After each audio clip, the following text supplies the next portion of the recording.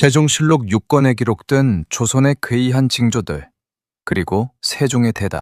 밤길이 유난히 조용하던 날이 있었습니다. 산 아래 마을 사람들은 해가 지기도 전에 문을 닫았습니다. 아이 울음소리도 일찍 끊겼습니다. 이상한 소문이 돌았기 때문입니다. 강원도 산속에 흰 호랑이가 나타났다는 말이 퍼졌습니다. 당시 사람들에게 호랑이는 단순한 짐승이 아니었습니다. 산을 지배하는 존재처럼 여겨졌습니다. 그런데 그 털이 희었다는 것입니다. 사람들은 그냥 넘기지 못했습니다. 큰일이 생기는 것 아니냐, 나라에 변고가 오는 것 아니냐. 시장에서는 작은 목소리들이 오갔고 밤이 되면 집집마다 창문을 단단히 걸어 잠갔습니다. 세종실록 6권에는 이런 기이한 기록들이 여러 차례 등장합니다. 흰 호랑이, 머리 둘 달린 새, 기형으로 태어난 짐승들, 밤마다 들렸다는 낯선 울음소리까지. 지금 읽어도 묘한 분위기가 남아 있습니다. 세종시대의 조선은 안정을 향해 가고 있었습니다. 하지만 백성 삶은 늘 흔들렸습니다. 가뭄이 이어졌고 홍수가 마을을 덮치기도 했습니다. 병까지 돌면 사람들은 이유를 찾고 싶어 했습니다. 당시 조선은 하늘의 징조를 중요하게 여겼습니다. 별 움직임도 기록했고 이상한 동물 출현도 보고했습니다. 작은 사건 하나에도 나라의 운명을 연결해 생각했습니다. 그래서 흰호랑이 이야기는 빠르게 퍼졌습니다. 산 아래에서는 밤마다 개들이 짖었다고 했습니다. 어떤 사람은 실제로 호랑이 그림자를 봤다고 말했습니다. 며칠이 지나자 소문은 더 커졌습니다. 처음에는 단순한 목격담이었지만 나중에는 왕실에 화가 닥친다, 전쟁이 가까워졌다, 이런 이야기까지 붙었습니다. 그 무렵 사람들은 서로 얼굴을 살피며 말을 낮췄습니다. 괜히 큰 소리로 이야기했다가 불길한 말을 입에 올린다고 손가락질 받을 수도 있었기 때문입니다. 그런데 세종의 대응은 조금 달랐습니다. 세종은 이런 기록을 단순한 괴담으로 밀어내지 않았습니다. 그렇다고 무조건 하늘의 경고라고 몰아가지도 않았습니다.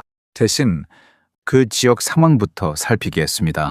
백성들이 굶고 있는지, 수령이 일을 제대로 하는지, 세금 문제는 없는지 함께 확인하게 했습니다. 왜 그랬을까요? 세종은 알고 있었습니다. 백성 삶이 흔들릴수록 이상한 소문은 더 빠르게 커진다는 사실을 말입니다.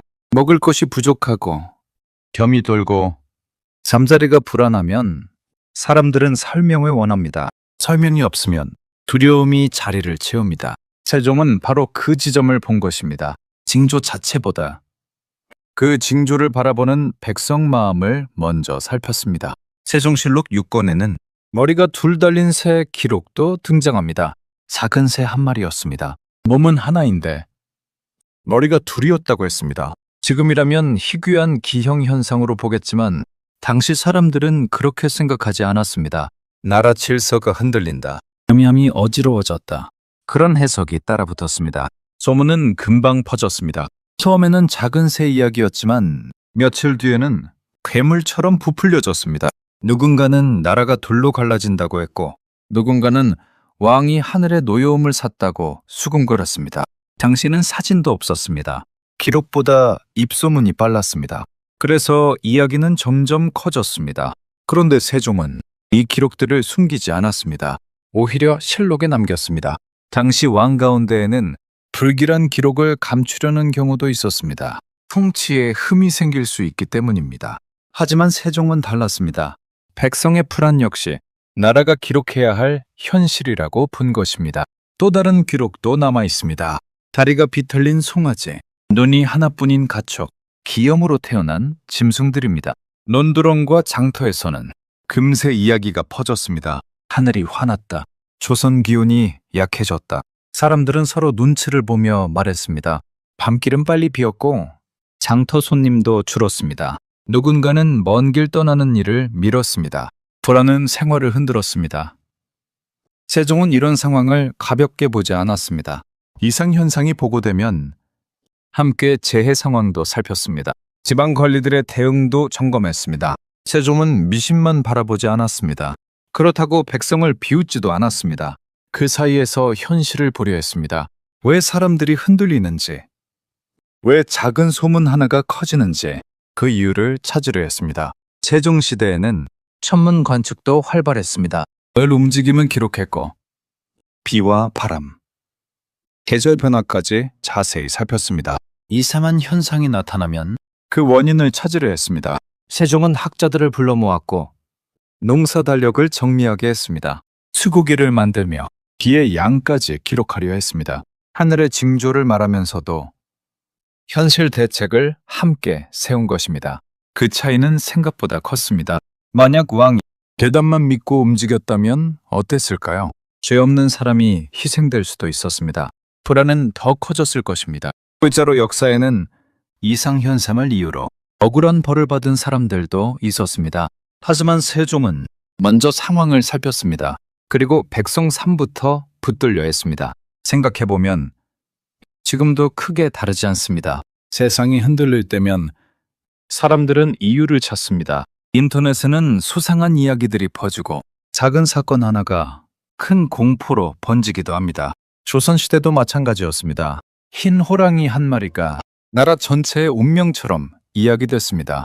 머리 둘 달린 새 한 마리는 왕조의 불안으로 번졌습니다. 그러나 세종은 한 걸음 물러서서 바라봤습니다. 왜 백성이 흔들리는가? 그 질문을 먼저 던졌습니다. 삶이 어려우면 소문은 더 무섭게 들립니다. 정치가 흔들리면 징조는 더 크게 보입니다. 그래서 세종은 민생을 먼저 살피려 했습니다. 곡식을 확인하고 세금을 조정하고 지방 보고를 꼼꼼히 들여다봤습니다.